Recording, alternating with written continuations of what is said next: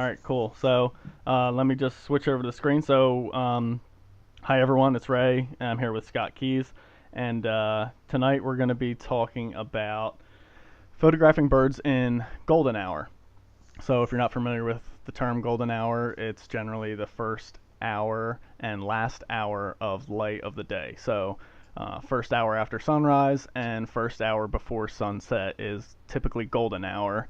But as you will hopefully see as we go through some of this, it doesn't always stretch to an hour. To get things started here, we're going to let Scott kick it off.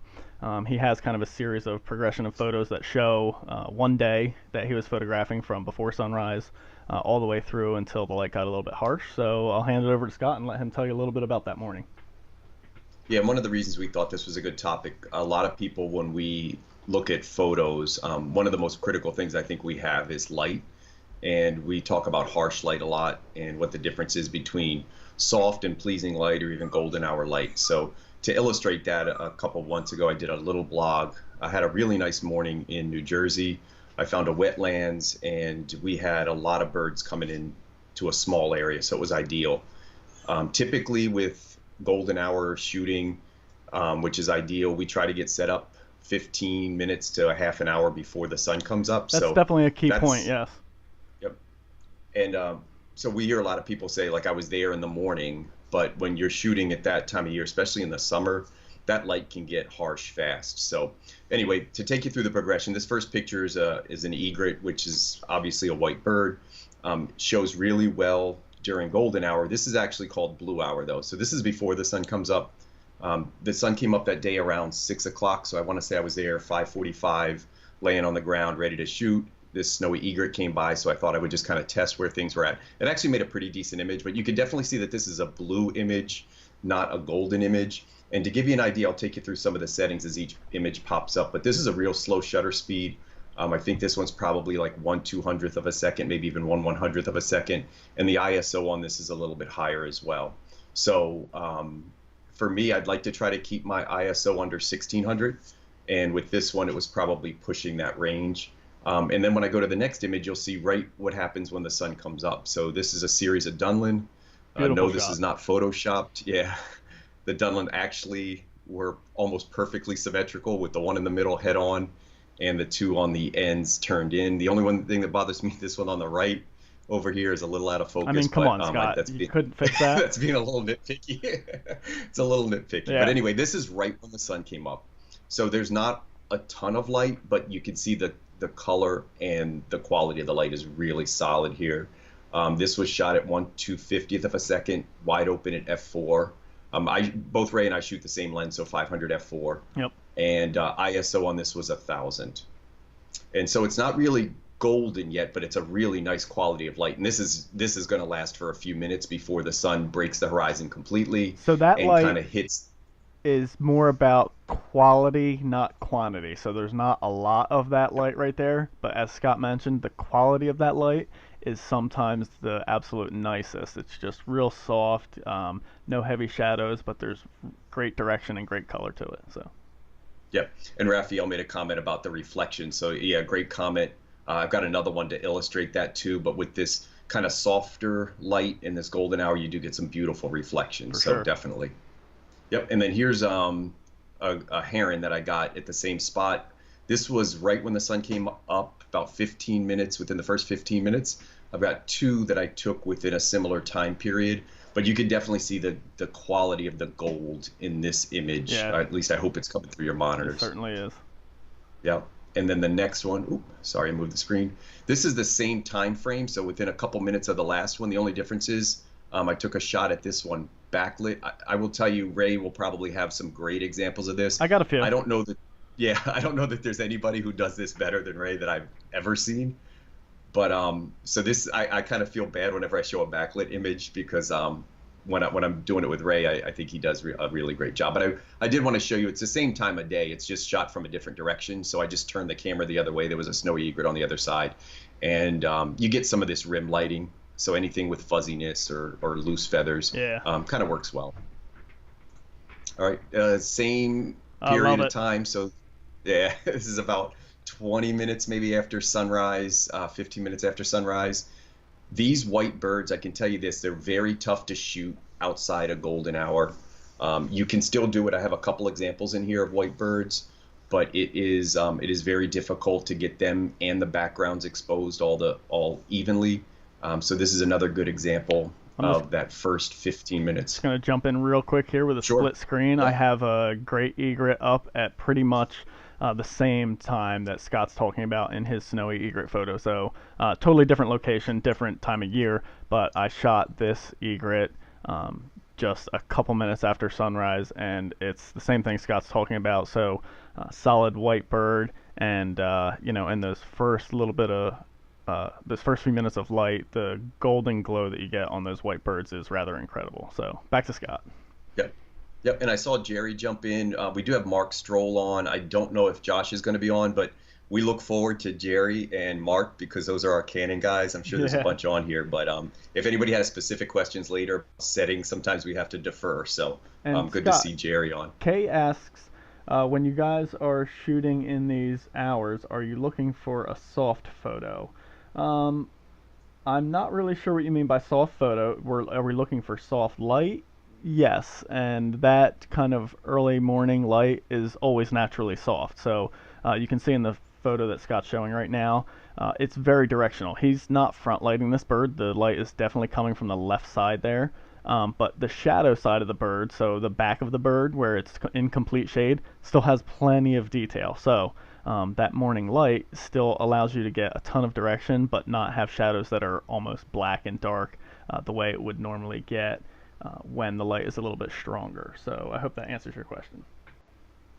Hey, and Tyler wants us to know that he's here. He's a Tyler guy. I'm sorry, yeah, Tyler, nice. I did not see you earlier, or else I would have definitely called you out. Tyler's a real technical guy with the Canon stuff. He knows what he's doing. So And a great shooter. welcome aboard, Tyler. Yeah, great shooter. This is a couple minutes. So this is probably about 30 minutes after sunrise. And the reason I like this one, we talked about reflections, which was a really great segue for this one. I love the reflection on this one. This is not in complete direct golden hour. It's in a little bit of a shaded area, but still plenty of light. I had the settings on this at ISO 800 with 1/640th of a second for shutter, f4. So not a ton of light, but really nice, soft light. I really like shooting in this kind of semi-shaded light. So this is actually my favorite least sandpiper I've ever taken. Yeah, the color of the water really makes it there. Yeah, it's really, I really like that one. Okay, and then we jump real quickly. So this image I think I took from a time frame. I had this at around 7 o'clock. So this is an hour or so after sunrise, and you can already see the difference in the same birds, the same species, but just the whites are now white, and there's not a lot of gold quality there. And the shutter speed goes up dramatically. So I have this one, and then I have this one, which is even a few minutes later. So the shutter speed on this image was at 1/5000th of a second compared to 45 minutes earlier when I was shooting at 1/500th of a second. Yeah, So big just change. dramatic differences. Yep. And Now, one of the things that you certainly Go ahead. handled the white bird properly there, and Yep. and it shows that you can still do that in the stronger light for sure. Yep. So because the light's directional, meaning it's still coming from the side, it's not over top of the bird, even though there's a lot of light and it's really strong. One of the things I would recommend is try to find, and this is something that Ray showed me a while ago and it always stuck with me, is use reflection off the water. So a lot of the light that's coming up is coming from the bottom, so it gives a nice, you can even see the ripples, I think, on the feathers from the light. So. Yeah. That's kind of the progression that I had for that first hour of that day. It was an hour. After an hour and 15 minutes, I was done. Like the light was just too strong, and I had gotten some fishing shots, and I got what I wanted. So I just decided to pack up and go home with all those images. So hopefully that takes you through a nice progression of how quickly light can turn. And I'm going to send it back to Ray, but just as a closing statement, a lot of people will, I mentioned this earlier, a lot of people will say things like, I was out first thing in the morning. And you really have an hour, so make the most of it if you're getting out to shoot. Yes. And you've got tough birds. I mean, get out early and get it over with, and just suck it up, because after an hour, it's probably not going to be a lot to work with. All right, got a couple of questions here. So real quick, last question that came in. Ray asks, what was the shutter you just mentioned on that last one? I think you said 1/5000th of a second. Is that correct, Scott? The On one that's the up one there that's now up, is yeah. one. Yep, that was 1/5000th of a second Okay, cool. with ISO, I think like 400. All right, and then Raphael asks, can you guys weigh in on white balance and golden hour, and if white balance helps against some harsh lighting conditions? For me, I don't ever set a white balance ahead of time, so I'm shooting in RAW, and I just use auto white balance. For me personally, I have enough to worry about with trying to deal with composing the image, making sure the thing's in focus with a proper exposure. So adding white balance into the mix would just be too much for my mind to handle while shooting. Um, and it's actually super easy to just change that white balance after the fact in any kind of raw editor. So for me, there's not much of an advantage setting while I'm shooting. In any case, I do tend to dial in a white balance that's a little bit warmer and really helps to accentuate and enhance that morning glow. And do I find that the white balance can help soften harsh lighting? Maybe a little bit. There could be something. Scott, I think we just lost your. Yeah, There I you go. got You're it. back. So I think maybe the white balance can, like a warmer white balance, can maybe give the appearance of a little bit softer lighting when it's a little bit more harsh. But generally speaking, I wouldn't say I would use that as a tool to do so. Scott, your white balance settings pretty much the same. Yeah, yeah, same thing. Yeah, and it's all I just shoot it in auto, and then when I get to the computer, I'll play around and try to get it. And I do it more. I think Ray and I are a little bit the same. We're not technical freaks about it being perfect. We kind of do it Correct. aesthetically, at least I do, and I think Ray's mentioned that to me as well. Yeah, So yeah, definitely. Um, Brian asks, curious if we tend to shoot aperture priority or manual or something else. Um, so for me, it's a switch between full manual settings, which most of my images you're going to see are set that way. So this one right here, this egret is manual. But then sometimes I do switch to aperture priority, and when I use aperture priority, I use that in combination with auto ISO. And in this case, it worked perfectly well. I was generally shooting a front lit scene here with this marsh wren, and aperture priority pretty much nailed it. So when I'm in quickly changing lighting conditions, I'll do the aperture priority auto ISO thing because I sometimes won't have enough time to manually change the settings from scene to scene with what I'm photographing. And in this case, I was quickly switching from backlit to front lit and some strong side light, so I wanted that flexibility to be quick. But most things, here's another example of a clapper rail, and this was just after the sun started peeking out. Scott was with me on this one. In most cases, if I'm in an open area with clear, constant lighting, manual is going to be the way to go. yep, yep, same. Okay, cool. Hey guys, just give me one sec. I'm just trying to read and keep up with the comments and questions here.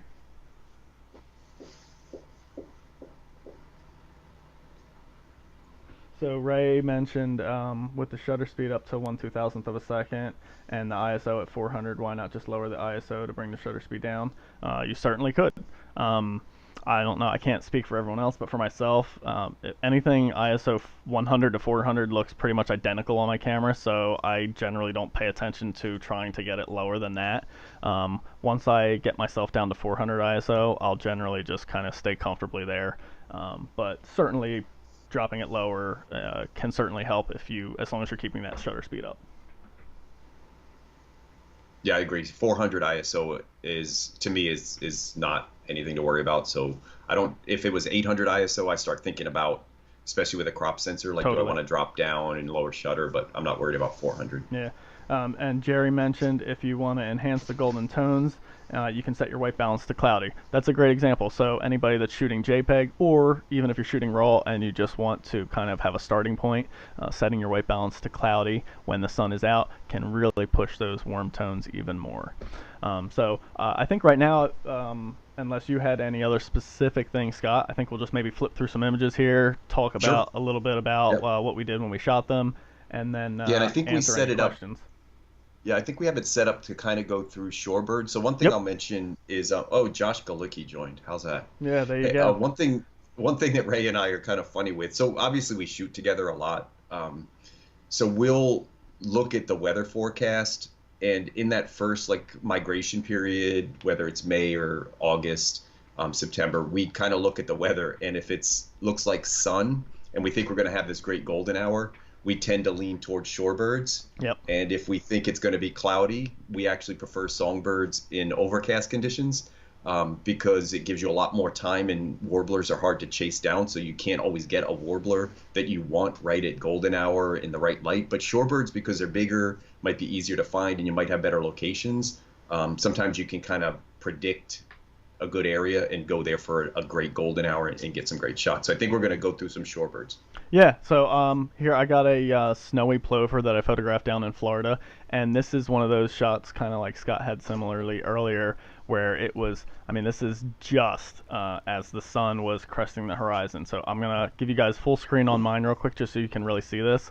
The light was super, super soft, and there's just the beginning tones of golden, and I'm not sure if you can see, hopefully you can in the video, in the eye you can actually see the reflection of the sun just starting to peek out here, and you can see the settings were a little bit slower there, so 1/250th of a second at 5.6 ISO 400. So back to split screen, and Scott's got a great shot of an American oyster catcher that he took. Yeah, I think that was an evening one, right? Or no? No, this was actually, we were going for piping plovers in the yes, morning, yeah. and they weren't really cooperating. And it would just literally, the sun had broken the horizon. So you could see the tones in this are still kind of blue in the sky. Yeah. But if you look from the chest up on this bird, that's the sun. And it literally was about halfway over the horizon. So it only lasted for a couple minutes like this. But I really liked that image. I think probably because I knew it more so. Kind of, it was special to me. I don't know that the viewers loved it as much as I did, but that's why I love that picture so much. Yeah, there's something definitely something to be said for being out, especially at these shore locations, well before sunrise sometimes, and getting to watch the sun come up. At least for us East Coasters, we get to watch it come up over the ocean, which is really impressive sometimes. Yeah. I have a Sanderling here, and same thing, super early morning light, was definitely within that first golden hour, and you know, the tones were really strong there. You can see a lot of the yellow tones from that golden sun kind of enhancing the white feathers there, and just a nice rich color on that. So I'll hand it back to Scott for this nice red knot he's got. Yeah, we got a couple red knots, and again, these were probably 15 minutes. It took a while for the sun to crest over the dunes, but we had a really nice, boldly marked red knot. This is, Josh, you got to love that one. And here's another red knot that we got kind of isolated in some really nice golden colors, highlighting the colors on that bird. So really like those two. So that was an interesting situation. I was with Scott on that one, and we actually technically could have gotten some earlier, more golden light because it was a totally clear day, but we actually had to wait for the sun to rise up over the sand dune that was behind us. So we actually lost maybe, I'd say, 10 to 15 minutes of the first bit of light. But interestingly enough, and I think the image Scott is showing right now actually happened, I mean, right at that moment when the sun was actually rising up over the sand dune. So we still had a little bit of a softer kind of just at sunrise look there. So yeah, you can actually see the sand is actually in shade on that one. It just, his head is getting the light. It was almost a second sunrise kind of situation there, which is really interesting. I'm going to flip back to me real quick here. This is something I like to do a lot. So this is a greater, I think it was a greater yellowlegs, and I photographed this. I mean, just as that first little bit of sun started peeking up, and I love when I can get a scene like this that keeps the bird really tiny in the frame, but the bird still really stands out. And the reason it stands out in this case is because the sun is only hitting that bird. There's not much else that the sun is really lighting up in this image. The background was still kind of in shade from some other trees, and you know, it really just makes the bird pop, even though I left it really tiny in the frame. Scott's got a lovely piping plover up right now. You want to mention that? Anything about that one? Yeah, this was just like real golden hour again, like first couple minutes. I put it, I have it contrasted. So this is a chick, and I had it next to another chick from a different date, but you can kind of see the difference in the tone and the quality of that golden light. And it may not be pleasing for everybody. I really like it. This is still nice light. It just doesn't have the same amount of that golden tone in it. But just an example of two chicks there, both shot, you know, early morning golden hour. Yeah, so I just threw a chick up on the screen as well. Same thing, piping plover on the beach, nice early morning light. I'm just kind of sifting through some of mine. I got an adult piping plover right now, same kind of early morning light. And you can kind of start to see a theme here as we go through all these shorebirds. Pretty much every shot that we share from any of these outings is taken in that first hour of light. And for us, most of the time we're doing this in the morning. So the way it works is you get these, a bunch of these photos in the first hour of light.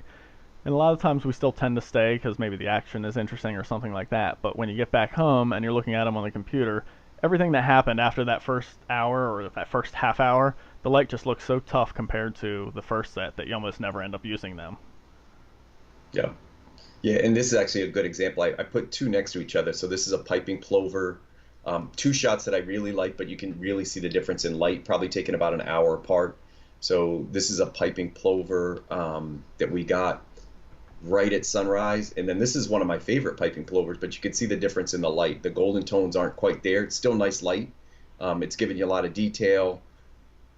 I love the gradient in the background. That's actually the reason I like this shot. That's the water, the darker blue transitioning to the lighter blue up top.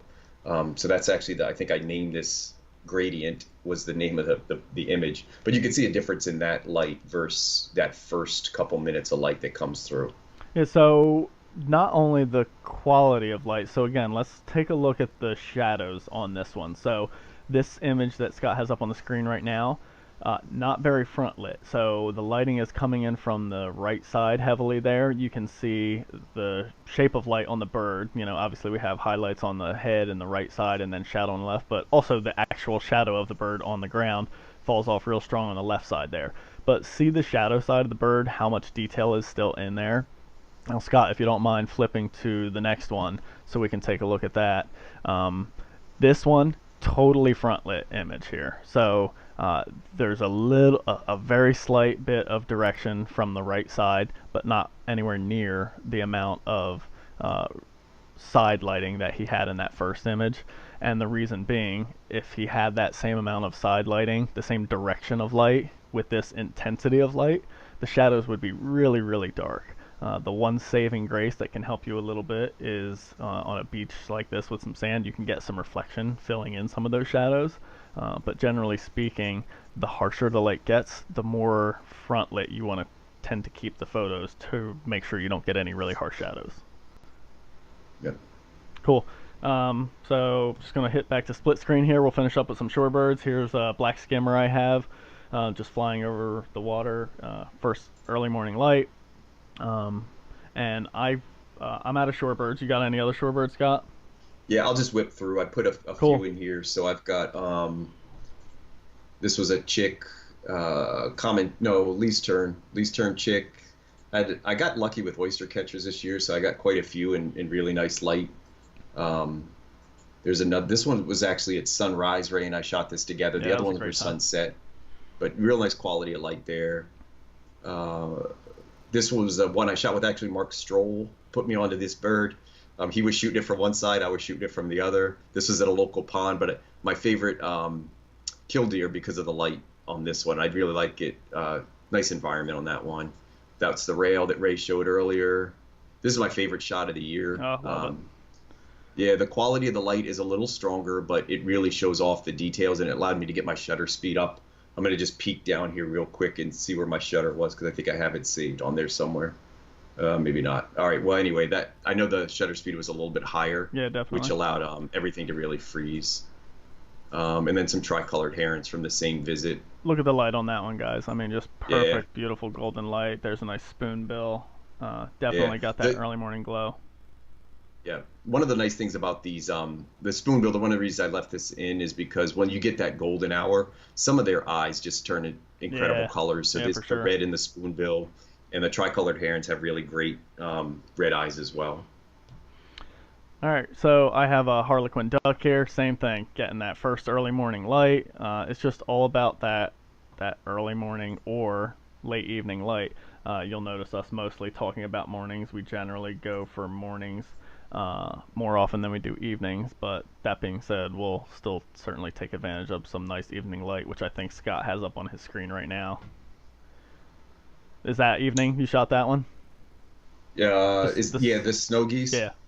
Yeah, since we do so many shorebirds in golden hour, we wanted to show a couple other species.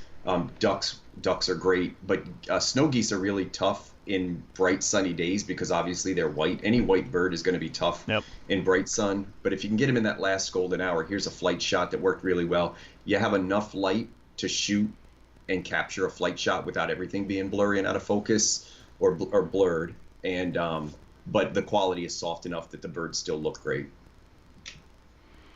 Cool. I'm just about out of all my frontlit shots here and ready to move into some backlit silhouette stuff. Do you have any other specific examples that you wanted to talk Yeah, about, Scott? yeah, I could just blast through some ducks, Okay, wood nice. Yeah, ducks hit that that up. showed one of the things, and the reason I did this intentionally with wood ducks, I'll jump back one. In harsh light, I see a lot of wood duck pictures that Yeah. they just light up, and it's almost too much the iridescence. I don't know if They have anybody almost else a feels that way reflective about them. quality about them, yeah. Yeah, but if you get them in golden hour, they just are beautiful. You still get the colors, but they're not quite as almost gaudy as you get them in Yeah. bright light. It So. subdues it a little bit. I agree. Yeah, and the same thing. Here's a teal in golden hour, and then some white cheek pintails that I got down when I was in Aruba. Nice. So, yep. Cool, perfect. Um, let's see. Here we go. All right, here's my first backlit image here. So I'm just going to hit you guys full screen on mine real quick. And thanks, Connie, for mentioning that those wood duck shots from Scott were beautiful, because they certainly were. All right, so the other thing that you can certainly take advantage of, and from what I generally find is the only time that you can take advantage of this, is backlit photos. So backlight and silhouette photos that have that kind of orange morning sun glow. Scott, I'll get to your warbler in just one second. Yep. So doing this backlight stuff, it requires the light angle to be really low. It doesn't require, it's helpful. And this example I have up on the screen right now is a perfect example of that. So the sun was only just out of the frame at the top of the image here. And actually, if I move forward just a little bit here, you can actually see there's another one. So there's the adult piping plover. That was the chick piping plover. But you can see how low that sun was. It was just after sunrise. And that's when you can really take advantage of the backlight glow and create some really interesting effects. I tend to, especially this last year, I've been doing a lot more concentrating on specifically trying to get these backlit photos. And at first, it can be kind of almost scary setting yourself up in the complete opposite direction than most people or even yourself normally would to try and get nice golden hour light. But when it works out, some of the things you can create are rather incredible. And I'll split screen now because Scott actually moved on to a really cool, interesting silhouette that he created on the beach. You want to talk about that one? Yeah, and I know Ray has some silhouettes. Like I said, I'm kind of embarrassed when I show backlit stuff next to Ray, but um, another way to handle backlighting is just to go with a complete silhouette where you're kind of exposing for the background and showing the bird as a silhouette, and you'll see these highlights that show up in all this bokeh that's all over the image. So really cool. I think Ray, I hope Ray has a couple of ducks in there that might show that, because I know he had some great ones. But yeah, just a different example of how to use backlight. We do have a question here. I don't even want to attempt to pronounce your name because I know I'll butcher it. But we do have a question here. He says, are golden hour during the morning better than the evenings with regards to finding birds and their activity? So that is one thing I would say yes. So I wouldn't say necessarily the quality of golden hour is better or worse from morning to evening, but generally speaking, I personally find much better bird activity in the mornings than I do in the evenings, with I'd say maybe shorebirds being one of the few exceptions to that rule. But generally speaking, even with them, I would say sometimes you just get better activity and more birds available in the mornings. Would you agree, Scott?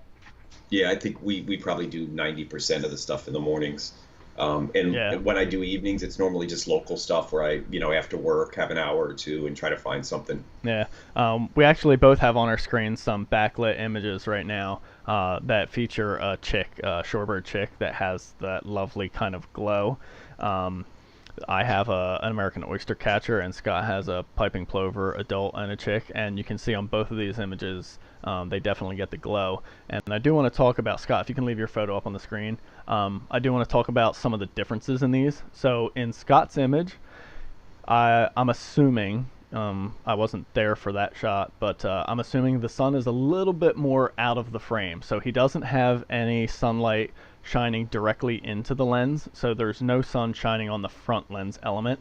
So therefore he has nice, really deep, rich blacks, and he brought his exposure down. Whether he did that in camera or in post, I'm not really sure. He can certainly answer that. But his blacks are really nice and rich, and it's all about that kind of outline glow around it. Scott, did you do that? Did you intentionally shoot it darker, or was that something you brought it darker in post? It was close to this out of the camera, and I darkened it a little bit. I think I just wanted to show off the rim light. So if I'm not mistaken, I actually highlighted the rim light and lowered the exposures everywhere else. Cool. So the difference between Scott's image and mine right now that's on the screen is that yours is better. Mine actually has the sun was so low in mine that the sun was actually shining on the front element of my lens. So you actually get basically it's lens flare, you know. Thankfully, these new lenses are so good with handling lens flare. Their coatings are really good, so they're able to really handle that well, and you don't get a ton of, it doesn't completely ruin the image. You can still actually shoot that way, but it does give you a little bit more of that orange glow, and the blacks aren't quite as rich. You still there, Scott? I feel like I lost your audio. No, I'm here. Okay, all right, cool. All right, cool. Love the silhouette you have up right now. So I'm just going to kind of flip through some images myself, and feel free to speak up if you want. Yep, this was early morning. We used the fog in this one. I was with Mark shooting up at a lake, and we just had this crazy fog right when the sun came up. So we had all these golden tones in there. Somebody asked about white balance. I can tell you with this image, it's one that we pushed way to the right and warmed it quite a bit. It was not this way out of the camera, but I thought it kind of captured the essence of what it was, which was a golden morning that morning. So Scott was talking about some of the lower angled photos and some of the interesting bokeh you can create. Yeah, he had that one in his silhouette there. And here's another piping plover I shot on the beach that kind of really accentuates that. So backlit, had a bunch of really bright sand particles in the foreground and the background, and created some really interesting foreground and background in this one.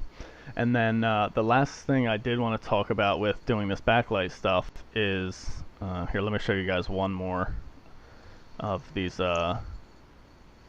interesting bokeh. Here's a female bufflehead duck, and the bubbles in the water actually created all this crazy bokeh. So you just really get some interesting foreground and background that was created in with this, and this is only going to happen when you shoot backlit. So this same set shot front lit is definitely not going to create quite such a spectacular foreground and background. But last thing I wanted to mention about shooting backlit is silhouettes. And so when you can really get that low sun in the frame, or just a really nice bright orange sky, you can get some really cool silhouettes, and you know, try and just work with the shapes of some of these different birds, which can be a lot of fun. So Scott's got a warbler up right now. I'll let him chat about that real quick. Yeah, I just wanted to show, I mean, not every species has to be a shorebird for golden hour. You can get warblers. When you do, it's really exciting. So I managed this one. It was the top of a mountain. I was there early in the morning, happened to get a black and white warbler pop up. These are tough birds in full sun. A black and white warbler in full sun is never going to look good. So this one, though, it actually does look good, and you can see some of the nice tones there. I think I have a couple more. This is a prairie warbler in first light, which shows really well. And this was a black-throated blue warbler, which also looked real well. These are the first couple minutes of daylight. This is a grasshopper sparrow down low, and this was also probably in the first half hour of light. So it doesn't have to be shorebirds. I just wanted to show a couple of examples of you know, some warblers and songbirds. I've got an eagle up there now, so raptors is very, very hard. Yeah. I do raptor photography, and it is to use it during golden hour is going to be tough, but once in a while you can get lucky with there's an eagle right at dawn, This was one that Ray and I both got. This was a red tail hawk in gorgeous light, Yeah, that was a just fun as it day. was coming up. It was awesome, and he just sat there. He was just the most cooperative bird. It was in a high traffic area, so I don't think he had any concerns with us. So you can get lucky and get some of these great raptor images. That's a bird that you could shoot at sunset easily, so that's one For that sure. probably doesn't matter sunrise or sunset, but you just kind of have to get lucky or know a great spot where they're going to be hanging out. So Scott, first off, we have a couple of questions, and then a couple people have mentioned the fox photo that you had showing. So let me answer the Yeah, question first, and then we'll talk about the yeah, fox photo if you want to move on to that one. yeah. So Connie asks, are you using focus points, say to the left or right of center, as opposed to the central one, uh, then cropping to move your subject to the left or right? So I think she's asking, are we using different focus points to kind of do off-center compositions, or just cropping after the fact? I'll let Scott answer after me. I never move my Um, focus point. I always use the center focus point pretty much most of the time, but when I do an offset composition, I just lock my focus in place and then compose the image off center and then take the shot. So I'm always using my center focus point to acquire focus, but then I will hold the back button on my camera to lock focus, and then I'll recompose to make that shot offset. But sometimes, certainly, if I wasn't able to do it in camera, I will just crop it off center. yeah, most of my stuff ends up off center, but it's almost all cropped about 20 to 30, 40%. And I will occasionally move the focus point, but I would say 90% of the time I'm just on the center focus point. And then another question, do you use spot metering or matrix metering with exposure compensation? For me, I use matrix metering with exposure compensation. Unless I'm in manual exposure mode, then I'm not using exposure compensation. But I know many, many other people use spot metering and love it. I just personally don't. It doesn't fit for the style of my shooting. Scott? Yeah, I'm more so Ray and I have a very different style. So Ray tends to um, put a bird or subject in an environment, and I tend to focus on the subject. And so for me, spot metering does work a little bit better. That makes sense. But I could totally, yeah, I could totally get if you were shooting the environment and kind of including a subject in it. I don't change back and forth though. I this is just my personal opinion. If you're shooting in RAW, you have a little bit of flexibility Yep. there, and as long as you don't totally blow it, if Yeah. you're within a stop either way, you're probably going to be okay if you shoot in RAW just to fix it in Photoshop That or doesn't Lightroom. mean you shouldn't try and nail that exposure every Right, time. Of course, try exactly. that, but if you didn't, don't beat yourself up over it, and there's nothing wrong with fixing it in post as long as the detail comes back, whether that be shadow detail recovery or highlight detail. Obviously, Right. there's certain points where you just can't push it that far, but sometimes you certainly can. Yeah. Um, we both have some Fox photos up. We both were shooting this day. This was a really interesting end of the day. So I'll let Scott talk about his first because he had that one up first. So go for it, Scott. Yeah, so this was actually, I think the sun had actually set. So this Yeah. technically isn't golden hour, it's probably blue hour, but we had the most amazing just sunrise. And then we had been with this fox. It decided to turn around and just walk right in front of the sand dune. And so the ocean's on the other side of that fox. And he just turned around, and the light was just gorgeous. This sky just changed this wonderful color. So, but yeah, thank you, Pete. You said it's one of the best you've ever seen. It's for sale, Pete. So give me a call. We can work something out on that. Nice. I'll hop back to the split screen here. So here is this fox actually during golden hour. So this was right before the sunset. 1/1000th of a second, f4.5 at ISO 200. So we still had plenty of light there. It was winter, so the nice thing in winter is no humidity, which means pretty much until that sun touches the horizon, you still have a decent amount of intensity of light. So that's something to think about when you're photographing in summer conditions or a place that has a lot of humidity. Sometimes that humidity will kind of cut down the intensity of the light. So even though the sun might be up for 15 minutes, it won't be nearly as strong as it would be on, say, a clear, low humidity day. So in any case, golden hour light coming right in on this fox. Had another one right here, and you can see had a nice split tone here. This one is partially that low light that we talked about, not throwing really heavy shadows, but I also had a snowbank off to the left side that was filling in some shadows there. Um, And then this is getting closer to when that sunset in Scott's photo. So you can see the intensity, the vibrant orange isn't quite there that you're seeing in these earlier ones I was showing you. And then here's a shot that I took right after, pretty much right at the same time. So the sun had already gone below the horizon, and now these pinks and purple tones started actually showing up. And I kind of remember that day vividly because there was a group of us, and we all kind of said, all right, the sunset, it wrapped up, and we were ready to turn around and walk away, and somebody caught, they just looked back and noticed the color in the horizon behind that, and the fox was still there, and we all immediately flipped around and started shooting. So I think we shot probably almost 20 minutes after sunset because there was still such a beautiful quality of light. There was not much light, but the quality of it was really beautiful. And this photo was 1/500th of a second at 5.6 ISO 1800. And then I'll show you just the last one. Oops, sorry, I went too far. From that day when it was well after sunset, 1/320th of a second f4 at ISO 4000. So the sun had already set for a while. The fox decided to tuck in and lay down in the snow here, and right before it kind of went to sleep for the evening, I was able to snap this photo of it, and it worked out really well. And I think Yeah, we and have another. Oh, go ahead, Scott. yeah, Ray asked a question, but I think Ray Hennessy will send Ray G all of the deer pictures that he wants privately. Yeah. Oh, gotcha. Yeah, yeah. Inside joke there. Nice. So, I pretty much had all the photos that I wanted to show there and kind of go through. I think we illustrated the point. Um, let's see. Tom, don't worry about it. We will share this video again.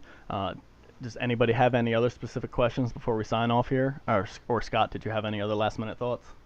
No, and if there's no questions, there's some really great photographers on here. If there's anything you wanted to point out in the comment section, unfortunately we can't give everybody audio, but Yeah. if there's anything you want to comment on, or just some tricks to the trade Yeah, that you've feel free to do noticed, so, certainly.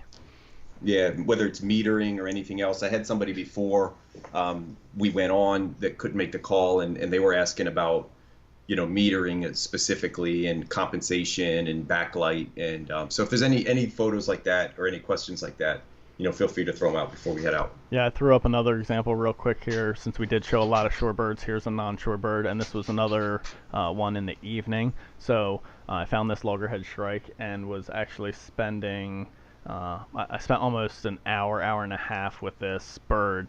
Actually, it was a pair of them, and I basically just sat around and waited for the sun to get lower and lower and lower until I got this beautiful golden hour light. And that's the one advantage of the evening versus the morning. So in the morning, we're chasing the birds, trying to get them as fast as possible before we lose that light, because the sun's rising up and the light's getting technically worse as the day goes on.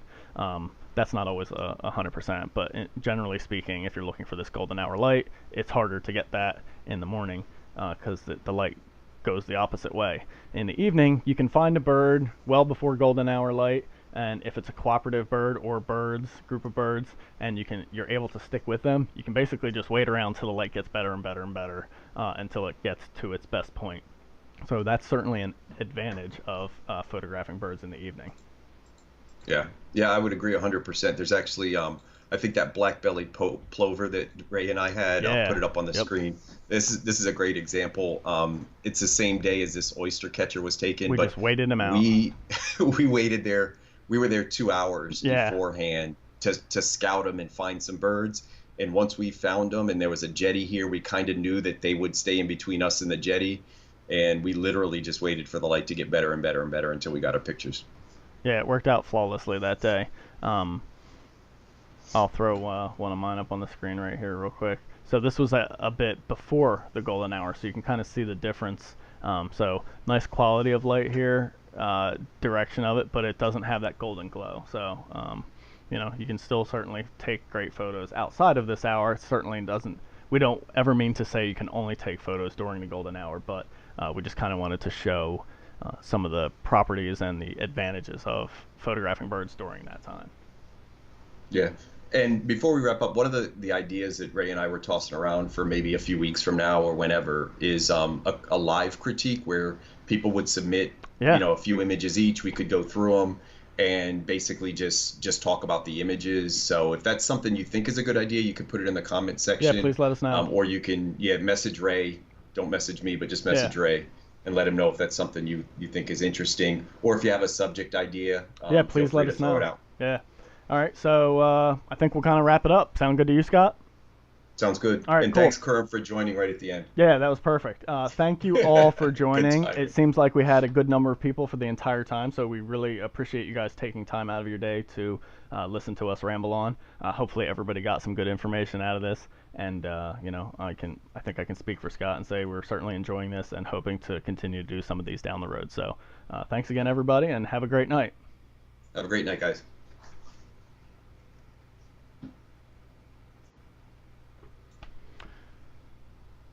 All right, we're off. Cool, man. That was a good one.